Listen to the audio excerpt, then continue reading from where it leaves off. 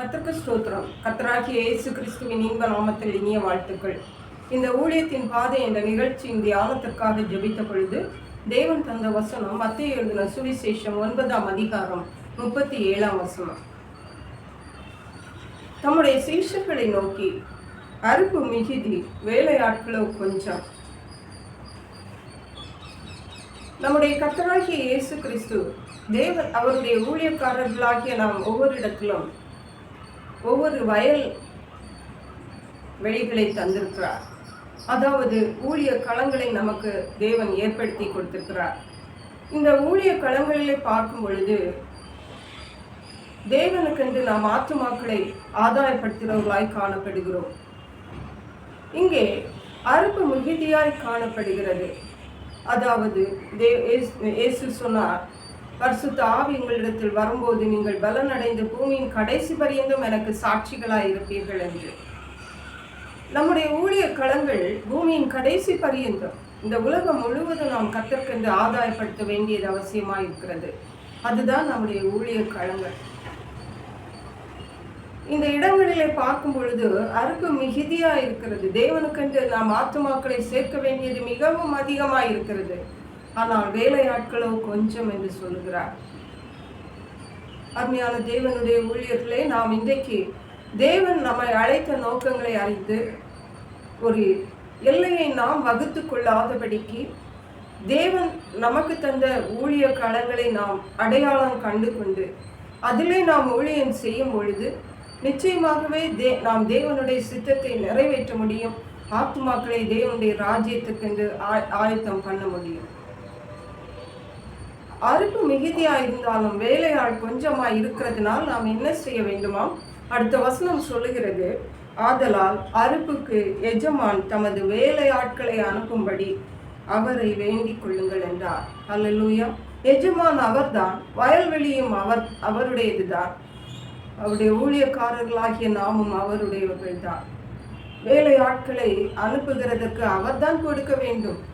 அதற்காக நாம் என்ன செய்ய வேண்டும் என்றால் நாம் கர்த்தரை வேண்டிக் கொள்ள வேண்டும் என்று தேவன் இன்றைக்கு நம்மிடத்திலே நம்மை ஞாபகப்படுத்த விரும்புகிறார். நாம் நினைக்கலாம் நம்முடைய ஊழியத்தை நாம் நிறைவேற்றிவிட்டு நாம் கடந்து செல்லலாம் என்று. அது மட்டுமல்ல, நாம் அறுப்பு மிகுதியா இருக்கிறதுனால் வேலையாட்களுக்காக வேண்டிக் கொள்ளுகிறவர்களாகவும் காணப்பட வேண்டும். நாம் நமக்கு தந்த ஊழிய களங்களிலே நாம் ஊழியம் செய்யும் பொழுது நிச்சயமாகவே நாம் தேவனுடைய சித்தத்தை நம்முடைய வாழ்க்கையில நிறைவேற்ற முடியும். ஆகவே மற்ற ஊழிய களங்களை பற்றி, மற்ற ஊழியர்களை பற்றி நாம் அக்கறைப்பட தேவையில்லை, நாம் கவலைப்பட தேவையில்லை. அவர்களுக்கு ஏதாவது உதவி செய்ய நம்மால் முடிந்ததென்றால் நாம் செய்ய வேண்டுமே தவிர மற்றபடி எந்த விதத்திலும் மற்ற ஊழியர்களை பற்றியோ மற்ற ஊழியர்களுடைய ஊழிய களங்களை பற்றியோ கவலைப்படுவதற்கு நமக்கு தேவையில்லை. ஏனென்றால் அறுப்பு மிகுதியா இருக்கிறது. ஹல்லேலூயா. மற்றவர்களுடைய ஊழிய களங்கள் நமக்கு தேவையில்லை. அறுப்பு மிகுதியா இருக்கிறது. வேலையாட்களுக்கு தான் நாம் வேண்டிக் கொள்ள வேண்டியது அவசியமாக இருக்கிறது. அடுத்தபடியாக பார்க்கும் பொழுது மத்தேயு எழுதின சுவிசேஷம் 13ஆம் அதிகாரம் 24ஆம் வசனத்திலிருந்து 30ஆம் வசனம் வரை வாசிக்கும் பொழுது அங்கே ஒரு உவமை சொல்லப்பட்டிருக்கிறது. அதாவது பரலோக ராஜ்யம் தன் நிலத்தில் நல்ல விதையை விதைத்த மனுஷனுக்கு ஒப்பாயிருக்கிறது. ஒரு மனுஷன் ஒரு வயல் நிலத்தில் நல்ல விதையை விதைத்து விட்டு மனுஷர் நித்திரை பண்ணுகையில் அவனுடைய சத்துரு வந்து கோதுமையின்குள் களைகளை விதைத்து விட்டு போனான். பகல அந்த மனுஷன் நல்ல விதையை விதைத்தான். இரவில் அவனுடைய சத்துரு களைகளை அதே நிலத்தில் விதைத்து விட்டு போனான். அப்பொழுது பயிர் வளர்ந்த போது, கதிர் விட்ட போது களைகளும் காணப்பட்டது. அப்பொழுது அந்த வீட்டு எஜமானுடைய அந்த வேலைக்காரன் அவனிடத்தில் அந்த வயல்வெளியை சொந்தமாக கொண்டிருந்தவரிடத்தில் அந்த வேலைக்காரன் களைகளை பிடுங்கி போடுவோமா, இல்லாவிட்டால் நல்ல விதையை கூட அதை அழித்து விடுமே என்று சொன்ன போது சொன்னான், சத்துரு தான் அதை செய்தான். ஹல்லேலூயா. அப்பொழுது வேலைக்காரர், நான் போய் அவைகளை பிடுங்கி போடலாமா என்று உமக்கு சித்தமா என்று கேட்டார். அதற்கு வேண்டாம், களைகளை பிடுங்கும் போது கோதுமை கூட வேரோடை பிடுங்காதபடிக்கு 2 அறுப்பு மட்டும் வளர விடுங்கள் என்று சொல்லுகிறார். அறுப்பு காலத்தில் நாம் அறுக்கிறவர்களை நோக்கி முதலாவது களைகளை பிடுங்கி அவைகளை சுட்டரிக்கிறதற்கு கட்டுகளாக கட்டுங்கள். கோதுமையோ களஞ்சியத்தில் சேர்த்து வைங்கள் என்றேன் என்று சொன்னார். ஹல்லேலூயா! எவ்வளவு அருமையான ஒரு திட்டமான ஒரு தீர்க்க தரிசனமான ஒரு உவமை இயேசு சொல்லி இருக்கிறார். ஊழிய களங்களும் அப்படித்தான். நாம் ஊழியம் செய்கிற ஊழியங்களிலே நல்ல விதைகளும் இருக்கும், சாத்தானால் விதைக்கப்பட்ட கெட்ட விதைகளும் களைகளும் இருக்கும். நாம் மிகவும் ஜாக்கிரதையாக காணப்பட வேண்டும். ஏனென்றால் ஒரு நாள் வருகிறது, நம்முடைய எஜமானனாகிய இயேசு கிறிஸ்து நம்முடைய ஊழிய களங்களிலே நல்ல கோதுமை பயிர்களை, நல்ல மணிகளை சேர்க்கும்படியாக வருவார். அப்பொழுது இந்த களைகளெல்லாம் சுட்டரிக்கப்படும். ஆகவே நம்முடைய ஊழிய களங்கள், நாம் செய்கிற ஊழியங்களிலே எல்லாரும் நல்லவர்கள் தான் என்று நாம் நினைத்து விடக்கூடாது.